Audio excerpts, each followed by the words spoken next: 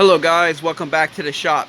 In this video I'm going to be discussing a modification to the decompression assembly of the 2009 to 2016 CRF450 and the 2010 to 2016 CRF250R. It does two different things on each bike. On the 450 it completely cures the flameout issue they have. What that is if you're suffering from when you're in a corner and you just go to crack the throttle open right off idle, the bike just boom dies. Sometimes you can do it maybe 2 or 3 times at a day at the track or whatever. This will cure that for the CRF450. I know, I own that bike. It did it. It cured it for me, and then I've done it to several other people's bikes, and it was the cure. On the CRF250, it cures the starting issue. When you go to start the bike up cold, it goes boom, and then it just dies. It started, but then it just died. And then you kick, and boom, and it dies again. Then you kick, boom. And you got to do that about 15 times. You're all full of sweat, and finally it starts and stays running. The same modification will cure that on the CRF250R. I just had to do it to this bike, and it reminded me about that, and I was like, man, I better cover that on the internet, because I know there's people out there probably replacing fuel pumps, injectors, these condensers right here and everything, trying to get their bike to start up better cold. This is how you fix it, I promise you. Now, in the video, it's my 2009 CRF450 that I owned 7 years ago, and I was doing it on that bike in the video. But it's the same technique for the CRF250. If you own it, pretty much they're identical motors, just different bore size. It's the same, just follow the steps, pretty much the same. Maybe a couple minor things here or there, a little bit different, but nothing major. You can follow it through. So here you go, guys. Enjoy. In this video, I'm going to walk you through relieving some spring pressure on the decompression assembly on the CRF450s. This should work from 09 to 2014, possibly 15, but I haven't looked into 15s yet. I found this to be the cause of the flameouts that a lot of people complain about. It's cured it for me and a few other people. In this video, I'm not going to walk you through removing the valve cover and removing the camshaft. You should already know, or you should generally know how to do that. And if you don't, you can maybe find another video on YouTube that discusses maybe valve adjustments or something, and you'll get the instructions on removing the camshaft. So let me go ahead and remove that and get the cam out, and we'll go from there. Okay, here I have the cam in hand. This is the weight for the decompression assembly right here. And when I mentioned that the weight has to be able to pick itself up through gravity, as the cam spins in the motor, it spins this direction right here, which is if you're standing on the right side of the bike, it's clockwise, and the weight swings out from the the gyro effect, and swings out and backwards from the rotation. So what happens is, when the motor first fires, the quick acceleration on the first fire when you kick it, it spins so quickly, the acceleration ramps up and it kicks the weight out, and then the spinning, the rotations keep the weight out. But at low RPMs, when you the motor starts firing almost like a chugging action, where and it doesn't spin as smoothly. It'll start to slow down during the compression stroke. Then it reaches the power stroke and it speeds up rapidly.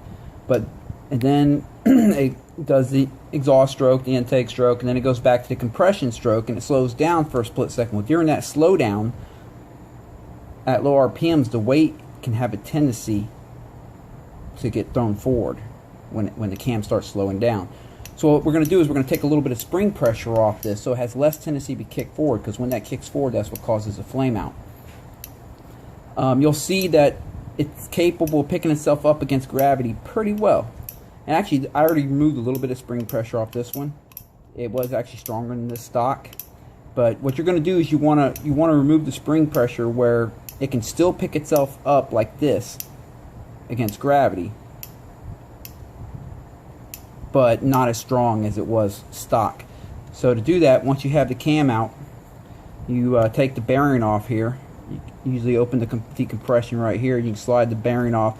I've heard on some of these they're a little harder to get off, and you might have to, you know, wrap on them a little bit to get them off. But I haven't ran into that myself. All the ones I've done come off pretty easily. Then there's a pin. You can see right in there. You want to slide that pin out. Sorry, it comes out from this direction. That's supposed to come out.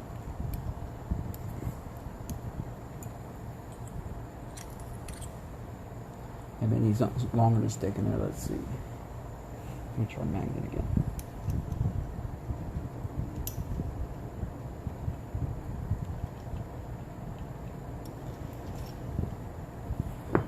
Here we go.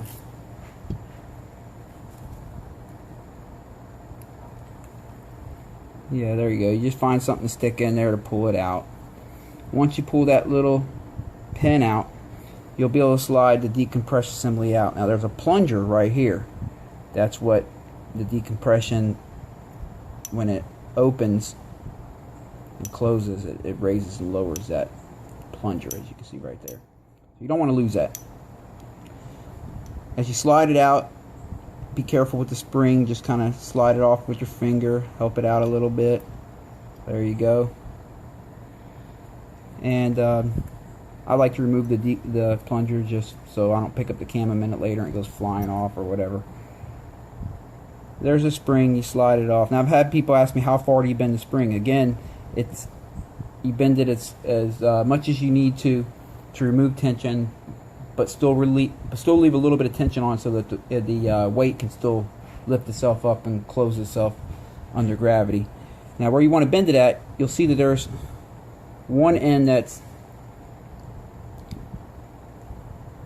the C shape, and the other end's just block my finger, just straight. It's a straight one you want to bend, and you want to bend it counterclockwise if you have the straight end closest to you, like that. You want to bend it counterclockwise. I've already bent this one a little bit, but I'm going to add a little more to it.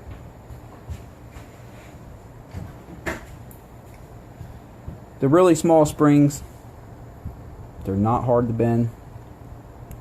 So just take your time, give it a little, use your thumb on one end, pair needle nose. There, I just gave that one a little more bend.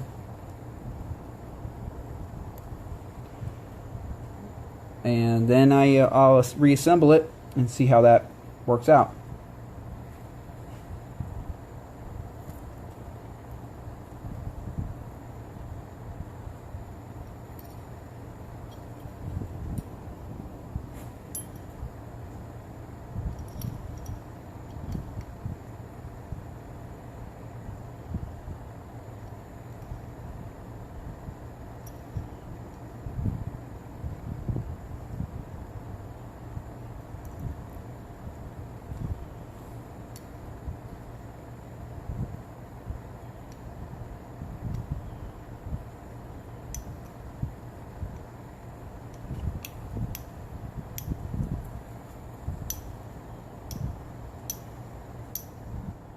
Still has no problem closing under gravity, as you can see.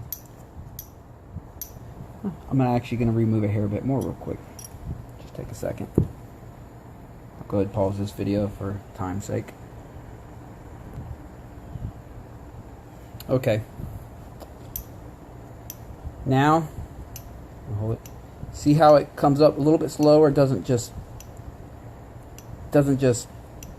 slam itself back inward. That's pretty much how you want it right there. And that's with everything, the plunger installed, you know, all the little items that can add a little bit of friction. Right there. Just, you know, rotate the cam and look for the spot that it closes or slows. And as long as it's still able to pull itself back in, you're good. That's perfect tension. Slide the pen back in, making sure that the plunger is functioning properly.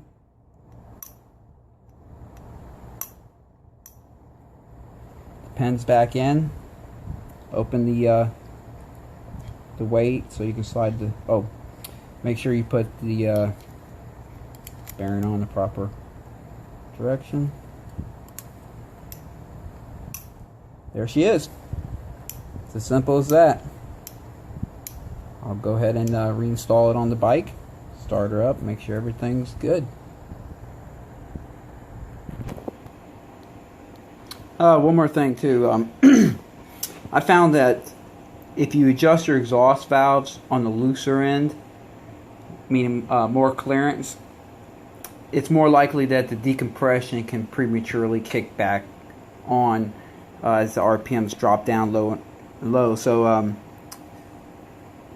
normally when you adjust your intake valves on these bikes, or a Yamaha or Kawasaki that has 2 cams, you're only dealing with a camshaft, a valve with a shim bucket on it, and you look for a certain amount of friction, or or whatever when you slide the shim in there, and that's usually the your measurement.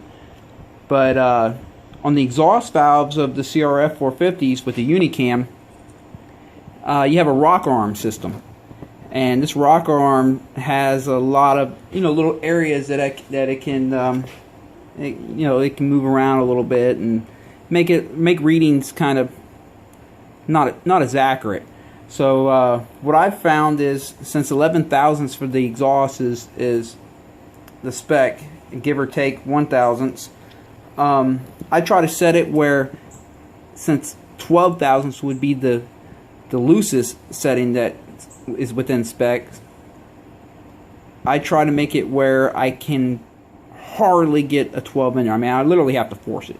You see, it doesn't hardly even wants to come out.